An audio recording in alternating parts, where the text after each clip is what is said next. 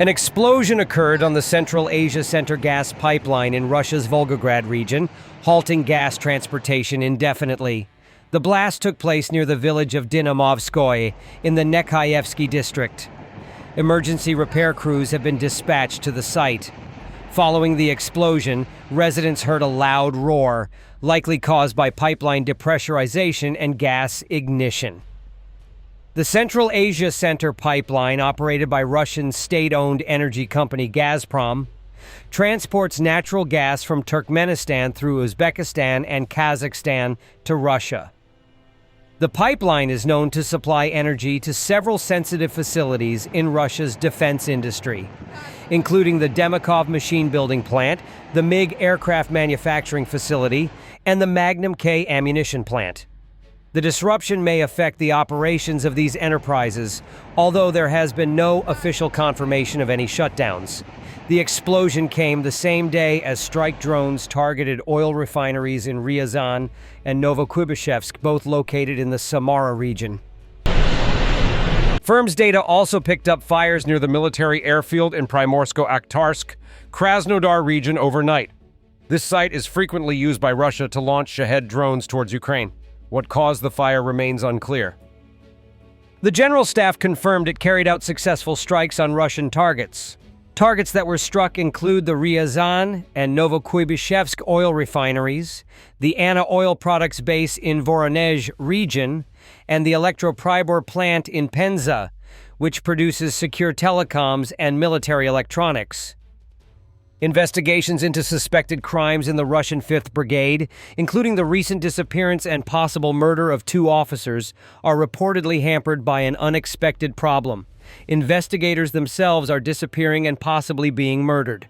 Many accusations have been made against the brigade's senior officers, including drug trafficking, robberies, looting, extortion, salary theft, trade in fuel, and humanitarian aid, following the disappearance of Battalion Commander Yuri Burakov. An official investigation is said to have now been opened into Burakov's disappearance after he was summoned to meet his superiors. Though previous attempts to investigate the 5th Brigade's affairs have apparently not produced any results. Anastasia Kashevarova writes, "A comprehensive investigation is underway on the 95th Regiment 5th Brigade. Military prosecutors, military investigators, and counterintelligence are working. I am not giving any information yet. I do not want to interfere or put pressure on the investigation." War blogger Rostislav DDD comments. Judging by the fact that the battalion commanders of the 95th Regiment has not yet been found, they were eliminated immediately after being summoned to the regiment headquarters. The reasons are, in principle, obvious. It's all about money, and the 5th Meat Brigade gives a lot of money. So the commissions that work there, at several levels, will find nothing again. Sviatoslav Golikov suggests a darker scenario for the lack of results. "I just had a short conversation with a person from a certain structure of strange affairs in connection with the situation in the 5th Brigade, which was outlined by Petr Lundström. According to my interlocutor, in terms of the volume of reports and statements about illegal actions and crimes received by the competent authorities, the units and formations of the 51st Guards Combined Arms Army, former 1st Army Corps of the Donetsk People's Republic, as well as new military formations of the Moscow Military District, including the infamous 6th Motorized Rifle Division, are in the lead. This is for general understanding, but that's not all. The nuance is that the work on the defendants is extremely complicated. So complicated that, I am conveying this almost verbatim, it happens that operatives from Moscow leave for the territory of the Donetsk People's Republic and do not return." In a similar vein, Maxim Kalashnikov comments, "Fighting the disintegration of units is sometimes dangerous. Individual operatives cannot cope and often do not return. My conviction is that we need, as in 1919 to 1923, CHAN, Special Purpose Units, a Bolshevik armed internal security force. It was they who in 1920 surrounded and disarmed those units of the 1st Cavalry that had begun to loot, and they removed the guilty for the tribunal." Anastasia Kashevarova has a similar recommendation. "We need SMERSH, W2 era internal military counterintelligence." A K-22 missile strike hit a residential area in Mykolaiv, damaging apartment buildings, private homes, and vehicles. Several civilians were injured. Footage shows the immediate aftermath. Тут є хто?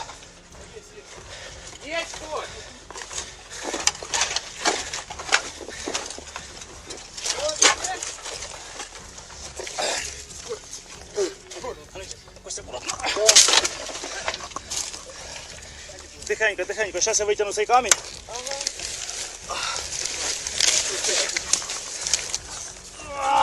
Давай!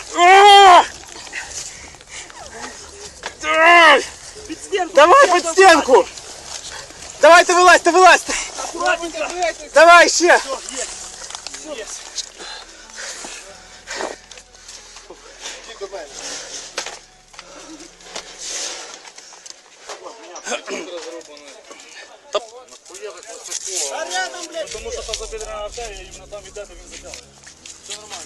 Ukraine's 20th Separate K-2 Unmanned Systems Regiment has announced the creation of the world's first battalion of unmanned ground vehicles, according to a statement by the unit's press service. Recruitment for the new unit is already underway. The regiment has experience operating UGVs on the battlefield. Recently, K-2 operators evacuated 4 wounded Ukrainian servicemen over 4 days using ground robotic systems. A video published by the unit shows a UGV reaching the front line and completing the mission.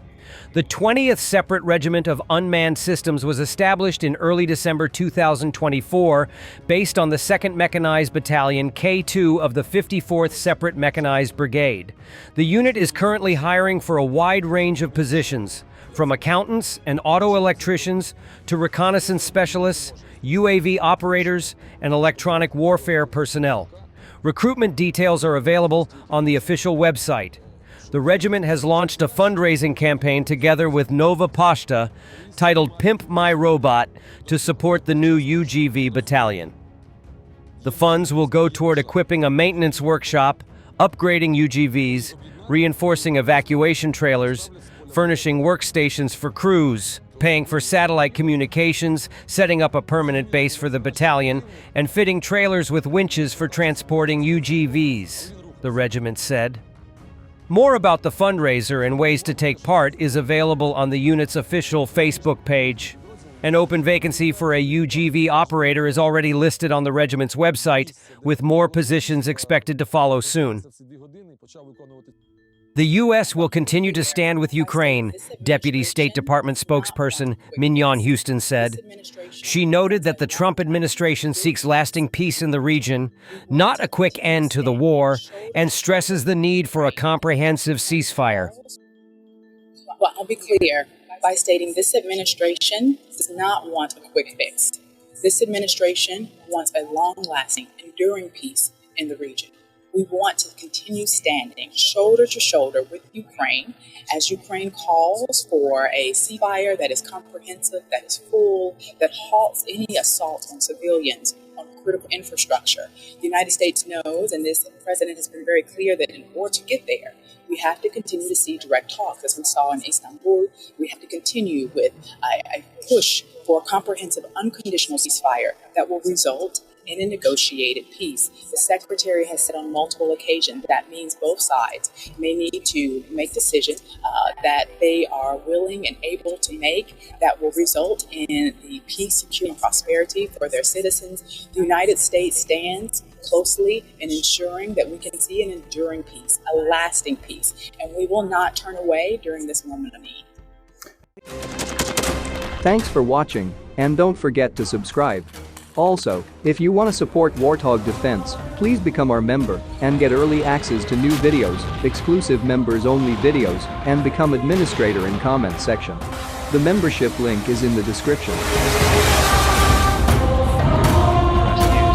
every day. We had a guy last week at 6 rescues in 6 days.